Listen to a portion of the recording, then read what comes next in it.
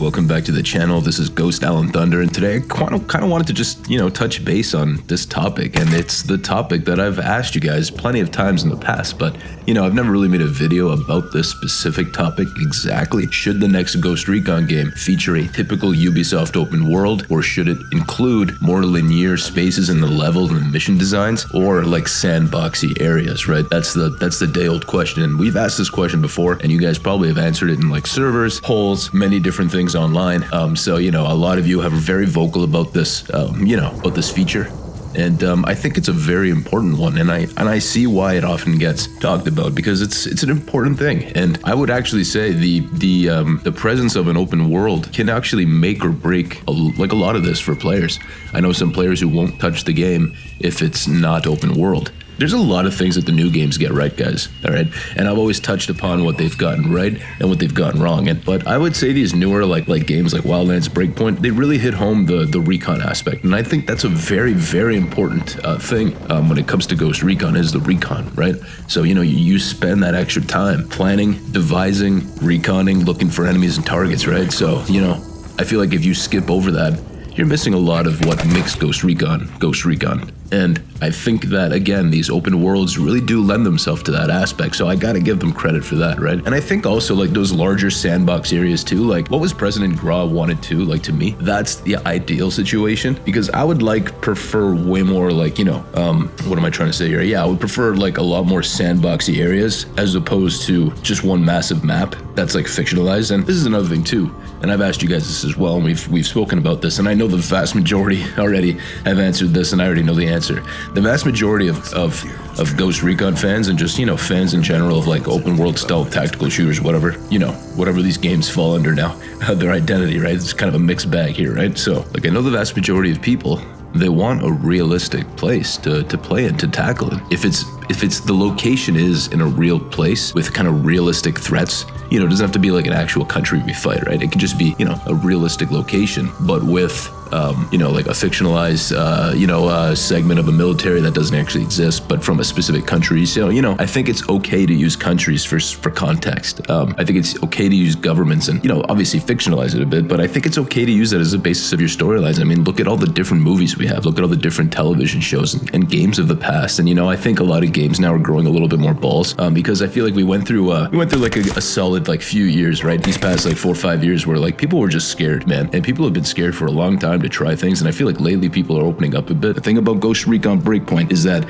you got to go through a lot of stupid little hoops to get to the good parts of the missions, and I've highlighted this a little bit on a recent play session I did. I believe it was called Not a Word, Not a Sound. I don't know, it was like one of those videos. Either way, basically what I'm saying is, to get to the good stuff, you got to go through all these shitty ass conversations, and that's the worst part of it all. I decided to hide, but my friend, she couldn't take it anymore. She went after the wolves herself. It sounds so cardboardy the way these people talk. Can't run from these people anymore. Someone has to stop them. Can't run from these people anymore. Someone has to stop them. Yeah, and that someone is me. Do we really need to fucking go through all the bullshit of Breakpoint? But let me just refresh your memory of a couple things, okay? So, I am not a fan of Aroa. I've never been a fan of the world of Breakpoint. I have been a big, huge fan of the environments that populate Breakpoint. The environments are excellent. Ubisoft has crafted some of the most beautiful, lush, just insanely detailed environments. The terrain and the environments of Breakpoint are absolutely top-notch, man. And even today, since 2019, years later, I'm still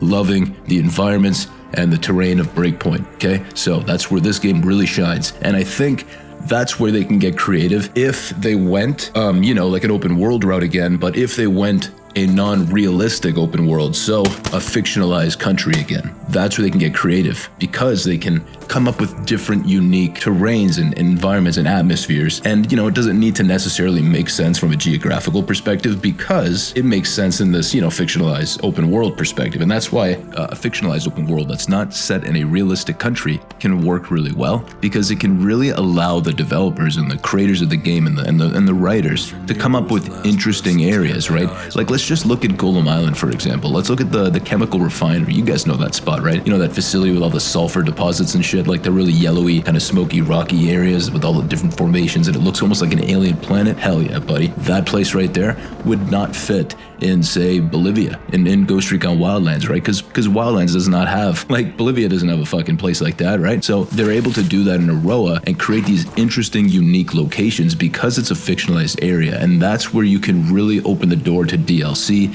to future additions to the game. So I do think that it's kind of smart to go fictional, because then they don't really need to worry about, like, all these different, I guess, I don't want to say, like, walls. Like, they won't hit many walls. Like, come on. Like, if you hit a wall creatively, then that means there's something wrong with you, and you're not thinking enough about, you know, your story and your game and where you want to take it, where your vision's going to go. So, you know, if they're not putting in that kind of effort, then sure, they might hit a wall. But I think that if you're going fictional, you should not be able to hit a wall, okay? And I think that also the fictionalized countries just work. It makes everyone happy. But in my opinion, guys, where I really truly stand, and you already know, man, and this is where the majority of people stand, and I have polls to prove it, man. I got polls to prove it, and not just me, other users as well. Other Ghost Recon channels have put these polls out, man. Like, I've seen some from Bullet Catcher. You guys know I helped push those polls myself, and then even like A Squad Gaming, I saw him do his own polls and stuff in the past too, right? And I've seen these discussions out there. I've seen what the majority wants, and the majority wants what I want. I fall in with you guys, man. I fall in with the majority, and we want realistic countries again. Because look at Wildlands. Look at how successful Wildlands was. Sure, you got to fictionalize it to a degree. It's kind of and I've said this in my Wildlands discussion, it's more of a postcard Bolivia, right? It's almost like a fake Bolivia. You know, they created it, they crafted it with the intention of recreating Bolivia to a degree, but for the most part, it's a postcard Bolivia. It's not true, and sure, that's maybe why the government got a little fucking salty about it. Sure, whatever. I mean, sure, maybe it was also the fact that the whole country's a narco state. It's just turned into a narco state. Maybe that was the problem with it, not necessarily the geographical visuals that Ubisoft crafted. But you know, at least in the context of creating a fictional space, then Ubisoft won't have to worry. But I think they're going to be creating much more immersive experiences for their players if they can create something that really hits home and something that's more relatable. And what's more relatable is real countries, real settings. Because at the end of the day, guys, Ghost Recon is about war. So I think that the game needs to reflect that. If your game can reflect the brutality of war and, you know, the griminess of it, and I think Wildlands really got that aspect. Sure, Wildlands wasn't necessarily a storyline about a fucking war going on. It was about narcos, right? So it's about a narco state. You know, these guys go in, they fucking tackle down the heads of the state, they fucking take them down, right? So it's different. It's not about a big fucking war. Whereas Breakpoint felt more like a war once Operation Motherland hit, because then you got like Russian troops, you got fucking PMCs on the land, you got ghosts, you got fucking outcasts, so rebellion hitting. So there's little like battles going on. And in the past, the Ghost Recon games were always about conflict and war and governments and issues and politics and all that stuff, right? Breakpoint's more of an RPG.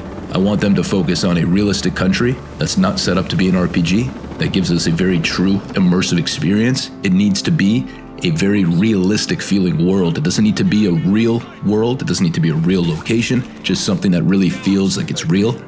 And I'm on the fence, man. And I've said this before. Ghost Recon's a game about war. You really want to reflect that, you put it in a real country, a real location. You want to make the player feel a certain way, you make it hit home. You talk about real stuff. If I'm in a conversation with some fucking scientist lady with a Pinksy haircut, she's blabbing on about some bullshit because, you know, some fucking woke, you know, game designer came up with this character idea and this stupid fucking talking mechanic with them, then that's gonna fucking annoy me again, man, because I don't want that shit. And that shit can only be present if you're thinking fiction, if you're thinking fictional stuff. So, you know, the presence of fiction can also bring the presence of a lot of garbage, but can also bring the presence of a lot of good, interesting, just really creative stuff. So I'm on the fence, man, because, you know, a lot of good can come from a fictional thing, and then a lot of bad can come from it too. And, you know, look at Breakpoint. So I feel like if they do go the fictional route, then that means they're gonna have that fictional route in their fucking mindset already. And these fucking stupid ass, dumbass fucking level designers and game designers who just have zero experience in the tactical shooter genre, zero experience with the Ghost Recon IP, and they're going to be the ones who come up with what's next. That's what kind of bothers me, man. You know, we need guys with experience. They need to really, you know, get some proper advisors on the table too, man. And, you know, I hope they just, you know, craft something amazing. And this little discussion chat here kind of veered off topic a little bit. Kind of, not really. It's not scripted though, right, guys? So this is not a scripted chat. I turned my mic on. I got my fucking Starbucks here, which I have yet to sip, so it's probably getting like lukewarm now. But fucking, I'll take a sip right now for you guys. Nice, buddy. So yeah, man, I'm from Canada. I don't know if you guys know that, but oh fuck yeah, bud. Or from fucking Canada, bud. Anyways, my Starbucks cup, it says here in Canada, it says that first sip feeling. Let us add a little joy to your day. Fuck yeah, buddy. Starbucks, you added a little nice joy to my day, and I hope I brought a little joy to your day with this video, because I know it's been a while since I've done a discussion. All right. So with all that said, guys, I have 2 questions for you. I want you to answer in the comments below. I already kind of know the answer to these because I've already asked you in the past, and I've seen polls before, like I said. But I'm gonna ask you guys anyways. Do you want a fictional country to be, you know, I guess the location of the next Ghost Recon game, or fictional countries? Say it's not. Say it's not an open world game. It's more linear, more story based, more level based. Do you want realistic countries, or do you want fictional countries? All right. So answer that question for me. And then the next question I have for you is: do you want an open world game, or do you want something more linear, something more sandbox? Let me know too. Okay. So there's 2 questions for you to answer. And before you do go, please drop a like on the video. Also, please do comment those 2 answers. And again, hit that subscribe button if you're not subscribed yet. Fuck, man. I just had to burp as soon as I fucking said hit that subscribe button. I'm so sorry, man. That's the fucking Starbucks hitting me, dude. Anyways, man, I'm gonna go fucking do some stuff now. Actually, well, fuck, I'm probably gonna go edit this now. Actually, is what I'm gonna go do next. But I'll catch you guys in the next video. Thank you for watching, and take it easy.